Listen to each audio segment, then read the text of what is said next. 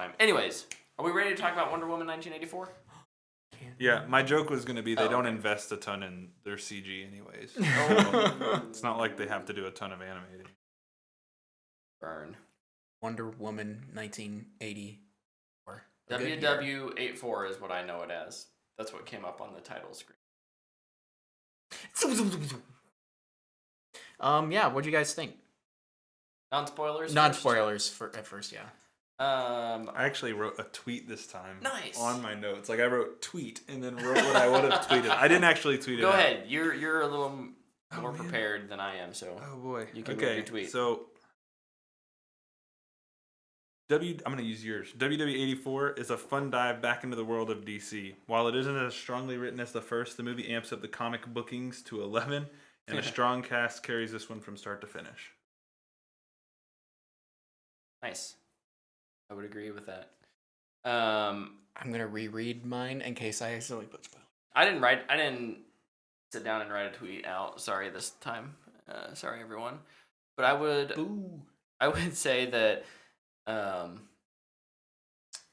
while the sum of its parts are not as good as the individual parts, the movie still stands tall as a solid DC superhero film. Yeah, I guess I'll just kind of what you both said. All that said, I feel like it's obviously going to be compared to the first movie, and it's not as good, and that's okay. I still really enjoyed what I was given to watch, even though it has weak script and sometimes it struggles to tell the story. And although the message came across for me and it worked and I liked it. Yeah, I think one of my favorite things about this film is its theme and its message that it has. I just think it's executed a little sloppily. But like, you're right. Like at the end of the movie, I was like, oh, that was like, I'm on board with that. Like that was like, I was able to walk away and I took something away from the movie other than it was fun. Like there was a message there. I reflected on myself. And I was able to take something away other than just pure enjoyment. That's fine. All you take away from any movie is pure enjoyment. That is okay. I just like to look for those deeper meanings. Yes, I agree. It makes the movie sit with you longer. Yeah. Instead of like, oh wow, that was a lot of fun. Like something like, for me, Godzilla 2, King of the Monsters. No message, no theme, very weak script, but you have monsters fighting. So I'm probably just going to have a good time. Epic set pieces. Haven't thought about it since. Yeah. I think about it when I see it at Best Buy for $5 every now and again. Oh, yeah. I'm always like, do I want that? And I pick it up and I look at the back and I'm like, I don't just want borrow that. it from Brett. He has it. I know, I did. I bought the friggin' 4K version. And you probably paid like $30 for it. It was a pretty movie. 25? It is a pretty movie. I agree. It was a pretty movie. 25, I think. But That's the kind of movie I would buy in 4K though. Tons of effects. I would not have bought it in 4K had all of the Blu-ray versions been sold out. But I was like, I want this enough. Like, to be just, if anyone doesn't know, it was on like near the bottom of my 2019 movie list. And I still was like, I really want this movie. It's got Godzilla in it, man. It's got Godzilla in it. Ah! But we're not here to talk about I was Godzilla. gonna say, unfortunately, Godzilla doesn't show up in this one, but Darn it. Would have been it. That's an epic crossover right there. I wish Godzilla somebody should appeared. wish for it, man. I wish Godzilla appeared in Wonder Woman 1984. What do you guys think about performances? That is my number one pro for this movie. Yes. I think the performances and really the chemistry in between your heroes and villains is the best part about this movie. Yeah, absolutely. I text this to you, I believe. We were talking about Pedro Pascal, and I think he does great in this movie, but he reminded me so much of Ewan McGregor in Birds of Prey. Like, it just seemed like he was having fun. He got to be like really like eccentric and kind of crazy. I mean, everything I've seen him in, he's not really that guy. Yeah. So it was nice to see him do something a little bit different that really stood out. Mm-hmm. I would agree with that. I was really, really, really impressed with how Gal improved from the first movie. Oh yeah. I thought she had a as very good performance in the first movie. Yeah. Hadn't seen her in a whole lot of stuff besides the Fast and Furious movies, which you don't need a good performance in. No. You just Well, need and especially her character. You just need to know how to fall off a plane and shift 19 times. Yeah. Yeah. But there are some scenes in this movie that, without a performance, don't work. Mm-hmm. They don't work. And I thought she did a really good job. Agree. Also, who she was acting with. I'm guessing Brett might talk. Yeah. Let's say if Brett doesn't, I will. After we beat him up. Yeah. Just kidding. For having a different opinion. I see how this is. No, I think you're going to say something and I don't want to steal it from you. Right. What about performances, Brett? I don't want to go negative. Go negative. No, go positive. Oh, okay. Kristen Wiig is fantastic. That's what I thought you were going to say. Yeah, that's what I thought he was going to say too. She has great chemistry with everyone on the screen, whether it's in happy, kind of that, yeah, bubbly personality, or the more serious and grumpy she gets near the end of the movie. I really, really enjoyed her, and fingers crossed, hope to see more of her in whatever form they can muster. Mm-hmm. Oh, she'll be back. So she has really good range. I think we talked, you kind of mentioned Gal's range has broadened. I think a lot of people look at Kristen Wiig and think of her only over here, but she's got that it. girl from SNL? Yeah. Okay. Yeah. Yeah, I remember when she was cast, everybody's like, what? Man, she was good. She I think was so good. Great cast. I was really happy with the casting, and I'm double happy about it now, I guess. I thought she was so good. That MVP, maybe. I was like, when that casting happened, I was like, okay, I don't really know anything about her. And so I went to Dana, who loves SNL, and she's like, oh, no, she's great. She's going to crush that. And I was like, okay. Okay. Cool. And then she did. So I was Mhm. like, okay, well, score number 1 for Dana. Right. Dana's always right. That's not true.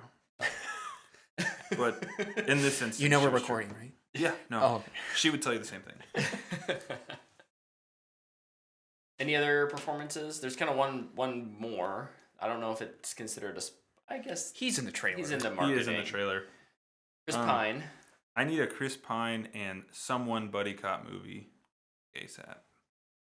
Because I think he's hilarious. That could be fun. I'd watch it. I think Yeah. he's so funny. His timing is good. Can we get a oh shoot, what's the one with This means war. no. Oh, I just went for it. It's not a Chris That's Pine him and movie. Tom It's Hardy, isn't it? Russell You're talking about the other guys. Or no, the not Nice other- Guys. Nice Guys. Yeah. I need a version haven't of seen the that. Nice Guy, like a Nice Guys sequel with new characters, and Chris Pine is one of them. Okay. Just fan cast the other one. Don't care who it is. Well, I do, but Actually, so when I was talking I'm not here to fan cast. So It's funny that you bring that movie up because when I was talking to Dana Vin about Diesel. it, no, and I said Chris Pine and Ryan Gosling would be funny together. yeah, Like I just think their humor would would be. work really well. it Mm-hmm. would be good. I think he's got really good chemistry with Gal, and I think that He didn't really. Fine. But I will. I Never think. mind. I think it's probably out of the leads.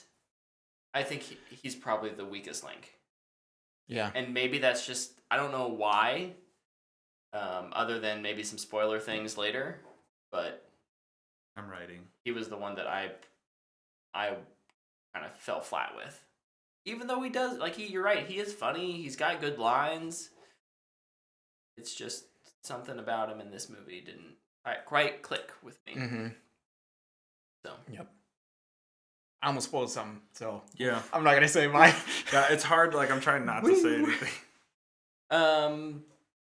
Other things. Score. Hans Hans Zimmer back again. He did really well. My dude. Dude I thought his score was really good for this. Yeah. I especially loved the Amazon opening stuff.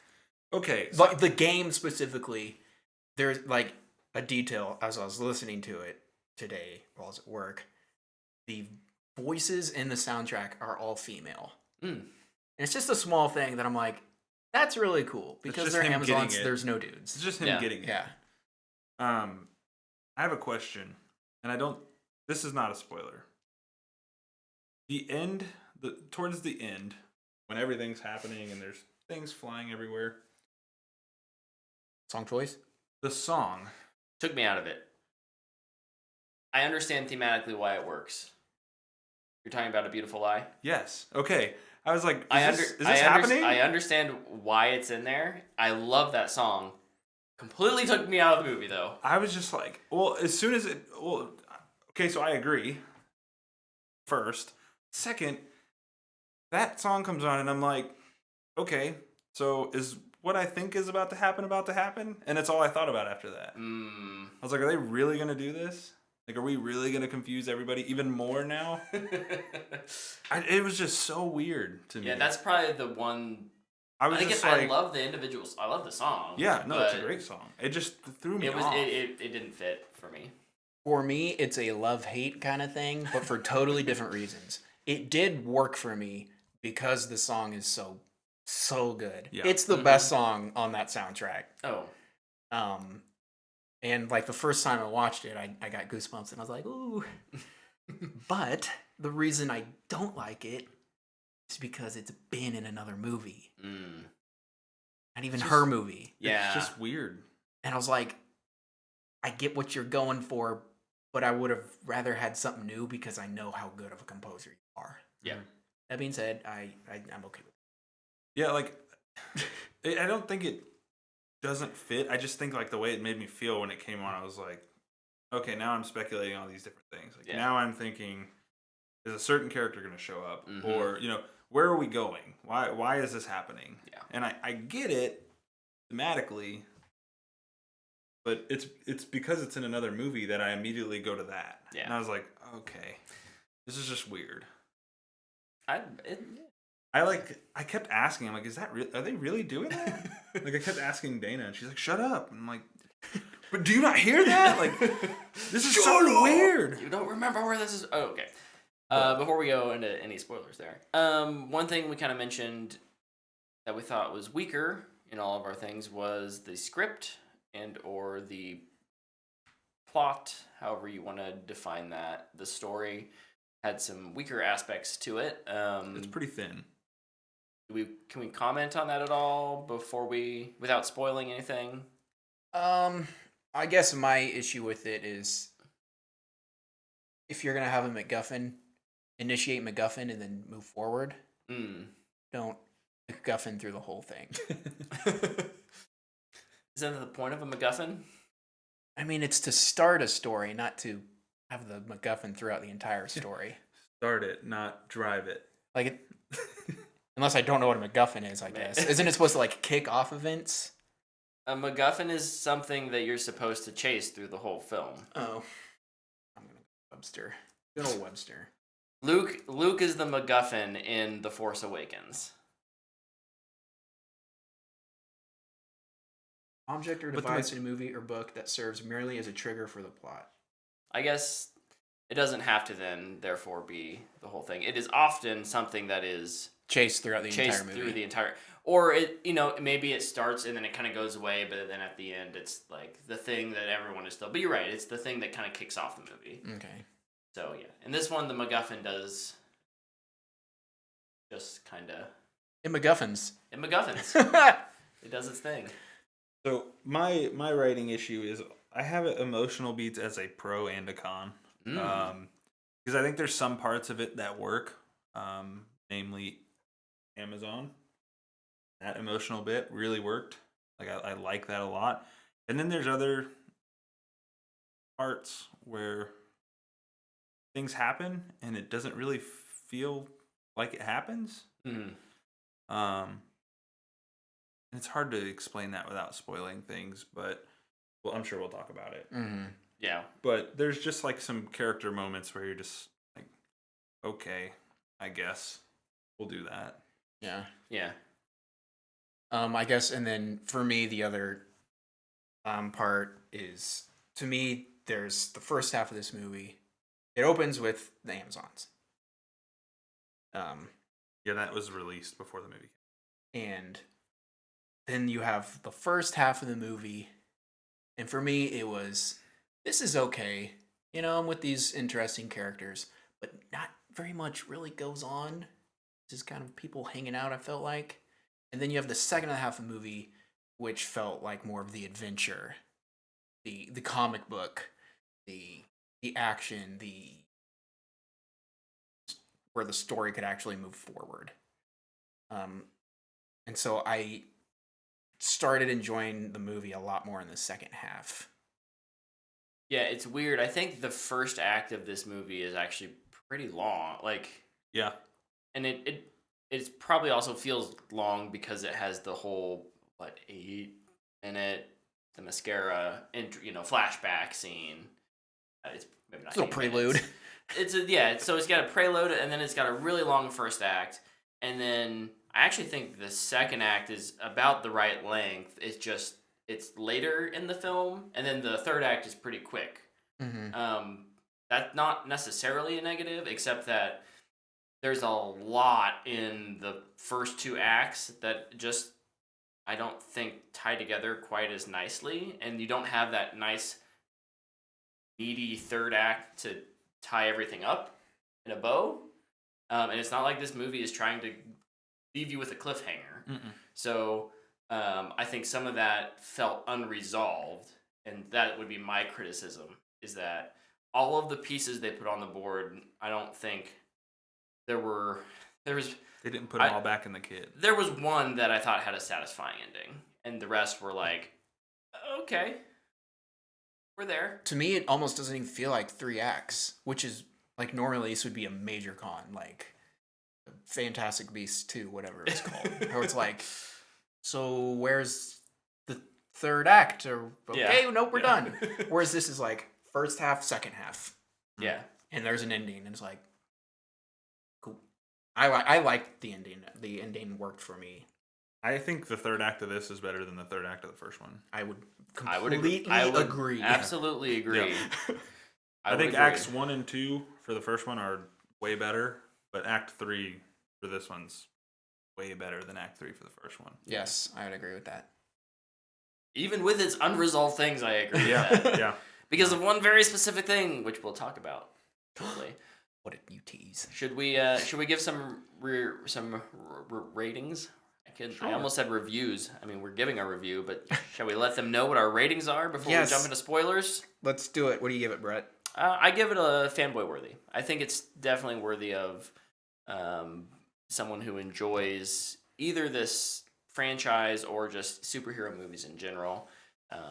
It's a good, if not a little confusing or convoluted story that is pretty impactful. I've heard. I don't know if I was as emotionally impacted as the movie wanted me to be, but I have heard plenty of other people say they were, and so I'll absolutely take that into consideration when I say, yes, it's a good movie. I also say fanboy worthy. I think it's good. I enjoyed it a lot. Can't wait to watch it again. Fanboy worthy for me as well. Even if you hate the story, no, not hate. If you hate the story, you're probably not gonna like it. But even if you think the story is weak, this movie is still fun. It's fun. It has humor. It's bright and poppy. It's got good action. Got good music. It's got great costumes and music and all that stuff. So you can still get some enjoyment out of it. It's also a new movie in 2020. Actually, like, so were we a little biased because it was finally a new it's movie? literally on my notes as a pro. New movie in 2020. Like, I was so excited to just be watching something new. And at the very end of 2020. Yeah. But yeah, it's, and then if the story and the message and everything works for you too, it just even sells the enjoyment even more. Yep. And I mean, there's always going to be haters out there, which stinks, but Yep. Can we talk spoilers? Yes. Spoilers. Spoilers. Do we have a spoiler tag? No. Uh-oh. My biggest thing, the reason why I love this third act, no giant monster CGI fight. Like the fight with Cheetah is like 2 minutes. quick, to the point. And as practical as you could be, too. Yeah, pretty like brutal still, and like it was a good fight. And then we moved on and we defeated the villain not with our fists. Yeah. Yep. I really, really appreciated that. Yep. Yeah. That it didn't come down to what is in the comics, Wonder Woman breaking Maxwell Lord's neck. I thought we were totally going there. I was like, man, are they really gonna do this? Like after the last time they did something like this, they're gonna do it again. They made Superman do it. Yeah. Wonder Woman's gonna break 2 necks. Yeah. Golly. But yeah, you mentioned brutal, so I am a huge fan of watching heroes getting their ass whooped in movies. Like Dark Knight Rises, say what you will about the entire movie. My favorite scene in that entire movie is when Bane destroys Batman. I love it. I think it's so good. Is he a bad guy? Probably. Okay. Baby. Glad I'm on this side of the table. I'm the bad. Sorry. He's no Copyright. longer the bad guy. He's no longer the A bad real guy. a real villain would never do their own Nope. How do you know I'm just not tricking you? rendition of that. You were saying, Yeah, I love watching the hero absolutely get mollywopped. yeah. It's so entertaining to me, and I feel like it's a good way to build character development of not invincible. Mm-hmm. Especially, in this movie, she's losing her powers. So she should get whooped. Yeah. Like her healing factor is gone. She's losing a lot of her strength and her reflexes. She's not fast enough to stop these bullets anymore. So she gets shot like 3 times. Yeah. So when, Podcat. goodness, the cat is going crazy. So when she's getting whooped in the White House, I was a huge fan. Yep. One of my favorite scenes in the movie. Yeah. Plus, it's just I thought it was really well choreographed and everything too. That leads to like one of my issues though too, is like she gets whooped, she like has to be carried across DC essentially. More so Georgetown. But anyway, she gets carried across town and then like she's like, I have to do it. And just walks off like, wait. Well, she renounced her wish. Her healing factor's back. I guess and I guess it's immediate, right? But not for everyone. I wish for my father's goodness, and that doesn't come back until a day and a half later. Or whatever. That's the thing. Okay, nitpick time for Brett. Con here. I can't even remember that part. I don't That's understand. I when- don't. The magic system. That's when Max is trying to convince him to wish for something else. Yeah. And then he wishes for that. But at that point, he is the stone. So he can grant that at his own pace, I assume. See, I don't know, and it's just. The rules of the stone. Like, I don't need all Yeah, of the they're a little rules. I unclear. don't need all the rules. I just need to know things are happening consistently. And so if Rules are for suckers. Bad guy over here, watch out. so no, it's minor. I would say it was just kind of frustrating in the moment. Well, it's kind of jarring too, right? Like when everybody else is being immediately impacted, and then Yeah. one of the main villains isn't.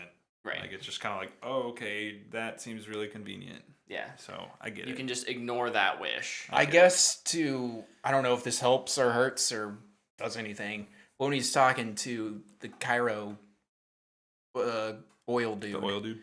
he's like, I take all your oil, and like the wish hasn't been fulfilled yet because he hasn't taken anything. And then when he's eventually like, fine, I take your security team, then the walls go up. So maybe if he doesn't take anything from his son, it doesn't come true. I don't know. Yeah, okay, it doesn't help. What? I answered that myself. Before we get too Just let you stuck talk. in the weeds on that, Yeah. the biggest complaint I had, and it's kind of weird because it's equal parts good and bad. Like I see good in it and I see bad in it, and that's Steve's kind of goodbye moment. So the problem I have with it is it just kind of happens too quickly. Like, no, you have to do this. She's like, okay, cool. I'll never stop wanting you. Bye. Like, okay, cool, we're done, right? And at first I was like, man, that kind of sucks. Like, we don't really get a true goodbye for that character again. Mm-hmm. And then therein lies the problem, right? Like, we've already had that. We don't need it again. But they build up to it again, like they're gonna do it again, and then they don't. So it's weird. I think they had an opportunity there. Like, that's the moment where I looked over, and part of me, it kind of works for me because I looked over and Dana is like in shambles. Yeah. Just a complete mess, and I'm like, oh no, this works for people. Yeah. Because like me, I'm like, I'm upset. Like I'm certainly upset. I'm like, oh man, that kind of sucks. I like Steve, but I'm not like bawling my eyes out upset. I wasn't upset at all. I wasn't bawling my eyes out, but I was upset. It worked for me. It works, but it's like, I guess I was thinking less about Steve and more just, I mean, Diana's what needs been to down happen. in the dumps for like the past 60 years, right, or something, and she finally got her one thing she's ever wanted back, and then she just immediately has to say goodbye, or else everybody's gonna die. That scene is very well anchored by Gal, and I think that's part of why it works. Yeah. Oh, yeah, because her she talks about performance there how is like really good. all she's wanted the whole time is to have Steve back. Like nothing else. Like that's all she wants. Yeah. Mm-hmm. And she's got it, and she has to give it up. And that part is where it works. But then Steve's just like, see ya. Fade in black. Like, I'm gone. No, he turns back into handsome, bro. Handsome man. Yeah. He turns back into the Christmas movie rom-com guy. Yeah, and how I interpreted that the first time, and I haven't seen it I haven't seen that part a second time, so correct me if I'm missing something. But it feels to me it felt like he was telling her she had to let him go. Well, he's just expressing that he's lived his life. Like, he's had his chance. I just wish it doesn't feel as much as it doesn't feel like it's her decision. Does that make sense? Like, you feel like he pushed her into it. Like, the hero doesn't make the choice. Right. Yeah. And I I'm feel- all about well- them. Her heroes need to make them choices. But just like in Wonder Woman, like I think this would in the first Wonder Woman, he did that too, right? He was like, I can save today. You can save the world. You can save the world, Yeah. right? And so he made that choice to go do the thing. I think it would have been an interesting character turn to have her. Now it's out of character for him to not want to do the sacrificial move, but I think it would have been a stronger character turn for her to be the one to say, "I have to let you go," And have him plead have with her? him plead with her, say, Oh, man. I know this is all you've ever wanted. This is all I've ever wanted. We have our chance. I think that would have been a stronger and tied into the themes stronger than this. I think I disagree. You don't have to look away. You don't. Just go. I You think don't have to look at me. I think I disagree. Okay. Because, I mean, the theme being truth, she had to face the truth that, yeah, Steve was dead. True. That's a good point. She didn't have a choice. Steve was dead. Yeah. So it just kind of extends that out a little bit over the past 6 years. Yeah, it fits with what they're going for. So I guess, it worked for me. Yeah. So, like, maybe I'm just more... No, I think when it doesn't work, like I know what it's supposed to do, Yeah. and it didn't hit me. I think I do the reverse engineering. What would have made it work for me, and that's Yep. what I came up with. Mhm. Yeah. So All in all, it works, but I definitely had a nitpick for it. You were nitpicking. I wanted to. I just want to do what Brett does. I'm just the critic. Everybody hates a critic. Everybody's a critic. So everybody hates everybody? Yeah, I think so. I like in our chat, Game Lord Master over here says, technically, does Max Lord's son save the day because he wishes at the end of the movie for his dad to come back? But if his first wish wasn't granted, does that work? We were kind of talking a little earlier about his wish of I want my dad's goodness, and we see the wind, Mm-hmm. but we don't really get an immediate effect there. And then later, when his son is watching the TV, he says, "I wish my dad was back here," or "I wish you were back here." I think I like that take. Maybe his son was definitely part of the thing that saved the day. I think let that's the cat in? Sure, let the podcat in. You have to remember to push down on the handle. Come on, podcat. Yeah, I think one of the things that I really appreciate about the end of this movie, the third act, is that it's not just the hero saves the day. Mm-hmm. We can all be the hero, and we all save the day, and Maxwell's son is part of that, I think. Mm-hmm. I don't think his son. I'm not trying to just argue all your points. I don't think his son had another wish. Sure. I just think Maxwell Lord was able to actually see the truth that if he kept down this road, his son was going to die in Washington without him. Yeah. And he was kind of like Hi, realized that he cared more about his son than he did about all this other stuff. He had just kind of been blinded by lost all his the way. power he had been growing to. And then, I mean, since the lasso's around him, he can see the truth. Yeah. Podcat on the table. Hi, Podcat. How you doing? Did you like Wonder Woman 1984? You like chocolate? Someone's hungry. You had Me? your dinner. Yes. You're always hungry, Luke. Yeah. Other spoilery thoughts? I loved Cheetah's outfit or design. Me too. I think I liked her outfit more than her design, but I didn't feel like I really got to take in her final form. They did the thing. Yeah. We only got to see her at dark. I was a little annoyed. Moving quickly and And I was like, darn it, she looks so good. We got to see it for like 3 minutes. I did appreciate that scene was a lot brighter in the movie than it was in those trailers. Yeah, it was easy to see. It was a lot easier to kind of see what was going on. Yeah.